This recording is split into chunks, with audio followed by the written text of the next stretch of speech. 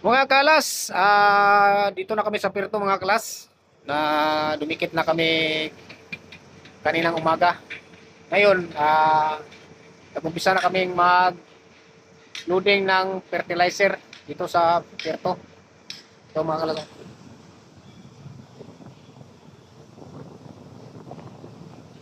Ano yan?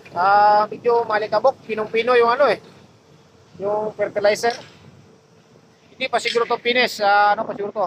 Panghalo pa siguro to, gagawin pa siguro to na pang-abuno. Hindi ano pa eh. Oh,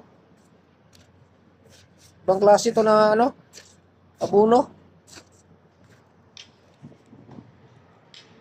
Malikabok, sakit sa mata.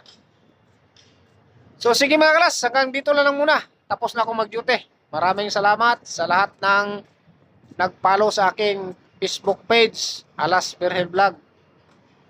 Maraming salamat sa inyong lahat mga kalas, ay inyong suporta. Sana patuloy pa rin yung suporta nyo sa akin mga kalas. Maraming salamat. God bless.